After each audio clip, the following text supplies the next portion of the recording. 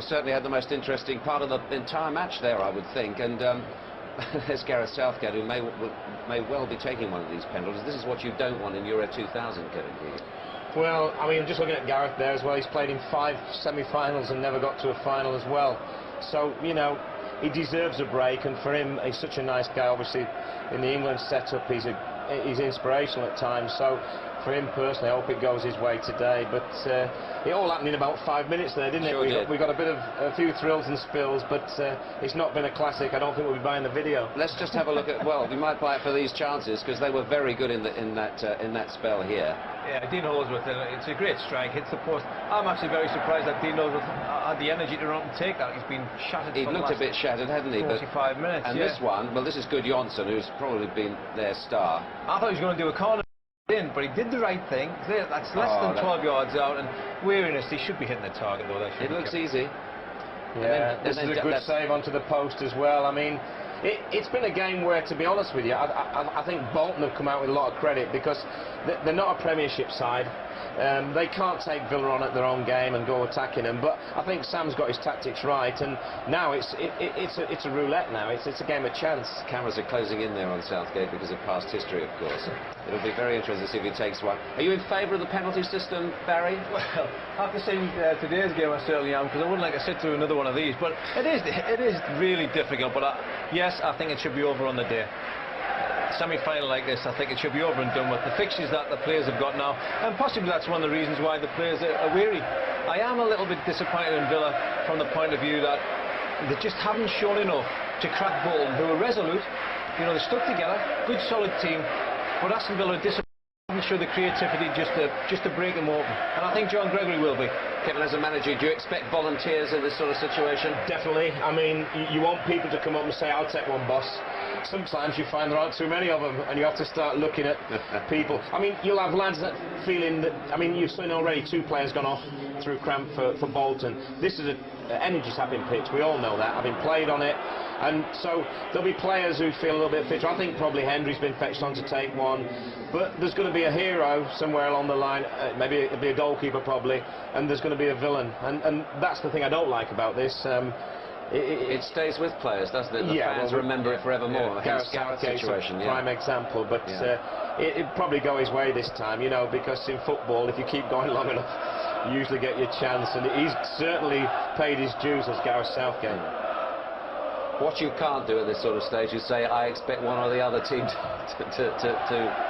win.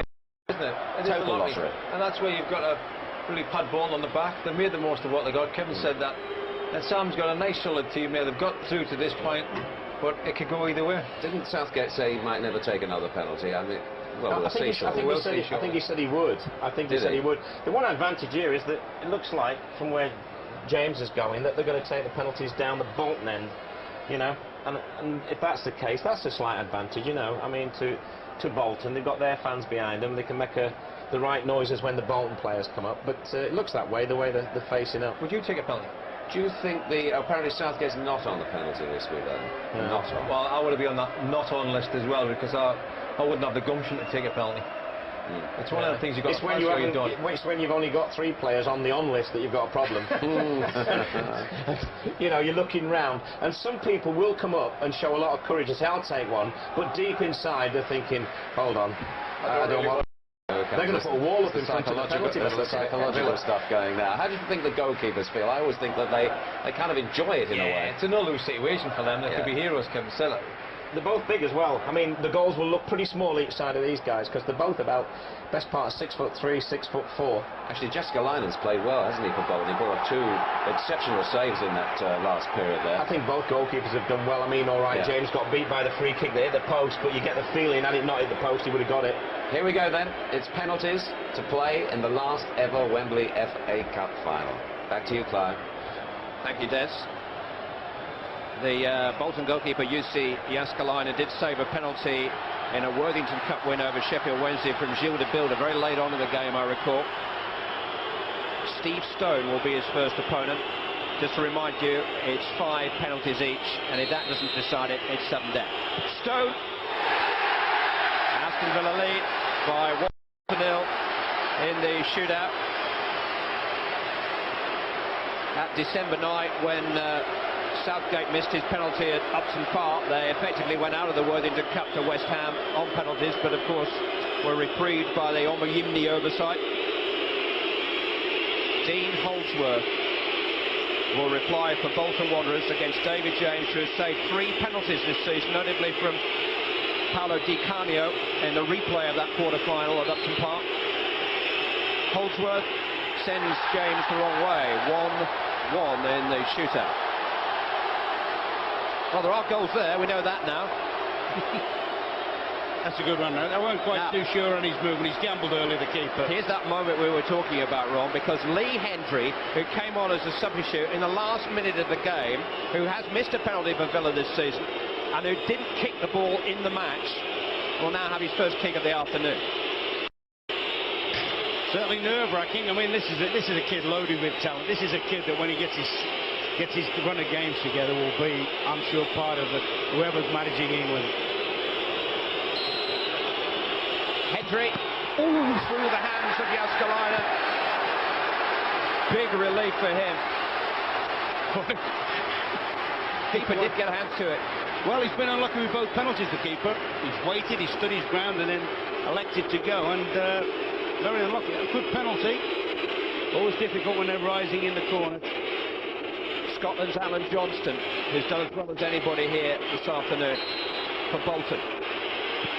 Saved by David James.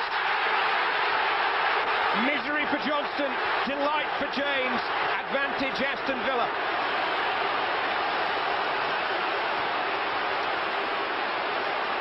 Yeah, it's close. He didn't go quite as early as he did on the first one. And that's, you know, when his frame's covering, he's a big, massive lad. You know, we're talking to kids, there's another one. It's amazing, isn't it? 22-year-old Lee Hendry is now followed by 19-year-old Gareth Barry. Barry scored in that shootout at Upton Park in December. Puff of the cheeks, stroke of the left foot. And Aston Villa have a 3-1 advantage thanks to Gareth Barry's coolness. Best penalty, I like that.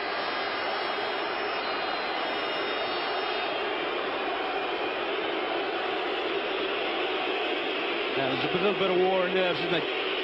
Keeper's gone the same way for 2 of them. I wonder what the strikers thinking at this particular moment. It's Michael Johansson, the Dane. And James has saved it again. It's match point, Aston Villa. They're within touching distance, and who was it that said that Dion Dublin would score the winning goal of the afternoon? Ron Atkinson, was it? Hasn't scored it yet. Well, Dion Dublin has the chance, thanks to David James' second save. You also get the feeling, didn't you, when that shot hit the bar?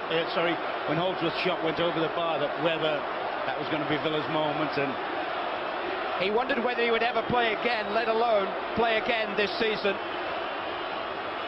Now, Dion Dublin has a chance to play in an FA Cup final. If he scores, Villa are there. Is this fate? Yes, it is. Dion Dublin books Aston Villa's return ticket to Wembley. It's an extraordinary tale. Whom in December broke a bone in his neck, whose career was threatened, and who has now thumped Aston Villa into their first cup final for 43 years. 43 years in which they've won the League Cup, won the European Cup. The longer you wait, the more you enjoy it.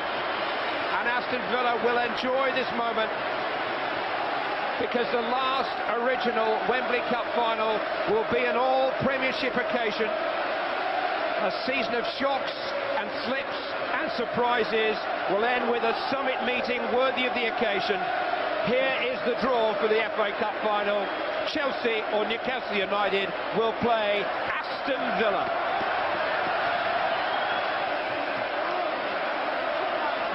Dion Dublin's penalty gave them a 4-1 victory in the shootout. The numbers are immaterial. When their cup run in December, Aston Villa was stumbling from one defeat to the next, Deadly Doug was getting an itchy trigger finger. But as the year turned, so did the Villa tide and the Villa fortunes. And David James, the hero, is now ready to talk to us. David, fantastic save at the end there. It all boiled down to penalty kicks. Yeah, it wasn't the best game in the world, and I think they had a great chance towards the end of extra time there where I think Dino could have wrapped up for themselves, but you know, unfortunately he has to go to penalties. It would have been nice to come back and have a replay here, but you know, I'm obviously happy that we've won. Well, tell us about the second save. That was the real crucial one. What were you thinking about as he lined up? Save it. Yeah, I don't know. I mean, I looked at his run out. I thought I knew where he was going to go, and obviously I've guessed the right way. And unfortunately for him, I saved it, but fortunately for us, unfortunately for Villa. But you know, we're going to Wembley for the final this time. Yeah, you certainly are with Aston Villa. Well done, David. Thanks very much. Cheers. The Worthington Cup was bitter for them. The FA Cup is now brimful of hopes and dreams for Aston Villa. They could become the first team to win the Cup in 3 different centuries. Sam Allardyce will hope to bring Bolton back here for the playoff finals in May. Aston Villa are definitely coming back for the FA Cup final. We will be back with Des Lynam after this break.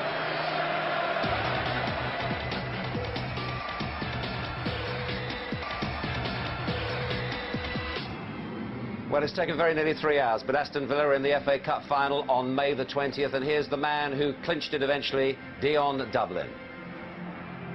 Dion, you had another chance if you'd have missed there, Aston Villa, but how nerve-wracking was that last penalty? Very, very nerve-wracking, but I think the job had been done by David James, to be honest. You know, he's a real hero. Saved 2 penalties at Wembley semi-final. What more can you ask me, a goalkeeper? I thought he was brilliant. Probably was, you know, if you're neutral, but it's a superb game to us. You know, we won it, we're in the final, and that's what we came here to do. And from your point of view, a fantastic story, because we were worried for your life in December, and now you're back quickly, and you come on, you hit the post as well near the end. Yeah, I know, but you know, it's one of those things, like you say, it wasn't the best of games. It's a horrible way to go out of a semi-final, it's a horrible way to go out of any game, but it was nice. Well, it's taken Villa a long while to get to Wembley. You're there, well done, Dion. Thank you very much, Gareth. Cheers. Thank you. Cheers. Certainly there. It was a poor game, but the last 15 minutes were thrilling, and then the penalty. I just loved the penalties. I mean, it's just, you know, it's got to be done that way. It's got to be done that way. Got right there. It was extra time, and Villa went through. Yeah, and I said Bolton. Yeah. I'm not the best tipster in the world. This people have told me many times right. before. You're a pretty good analyst, though, and I feel for Bolton because Holdsworth had those super chances. Yeah, you know, he'll be disappointed with especially the one that was laid back from Gunnarsson, sorry his name. But he went up and took a penalty. You know, he showed all the right things, put his penalty away. That was courageous to take the first penalty. Yeah, unfortunately, the other lads then started to go haywire a bit. But, you know, possibly for the point of football, not being unkind to Bolton, probably the Villa final against Newcastle or Chelsea might be a better game, might be. On this performance, you wouldn't fancy Aston Villa to win the final against either Newcastle or Chelsea.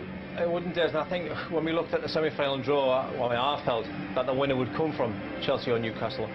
But if you look at John Gregory, you think, you know, Dion Dublin, you know, he had a life-threatening injury, possibly. John Gregory, it was only in November time when his managerial career at Aston Villa could have been over. 3rd round against Darlington, if they'd have lost that game, he wouldn't have been here this afternoon. He wouldn't be in the final. He turned it round, the players got round him, and it's worked. I mean, it's really worked well. Sure. I think also that, you know, Villa won't play that badly again, you know. Yeah. They'll come back again. Did they play with a bit too much caution, do you think?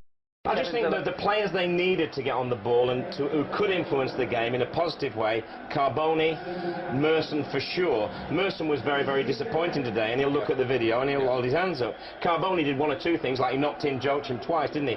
But other than that, his contribution wasn't like it's been obvious in the last few weeks. But, you know, if those players can't get on the ball, then suddenly, you know, even sides like Villa with a lot of quality and can look quite ordinary. Thank you very much indeed. So it took about 3¼ hours in the end, and thank you for staying with us. We've got some excellent football, of course, coming up this coming week. Real Madrid against Manchester United, highlights with Bob on Tuesday, and then, of course, live Chelsea against Barcelona, 7:30 with us on Wednesday. So we hope there'll be thrilling matches. Today, Villa got through. Dion Dublin did it in the end. Bye from us.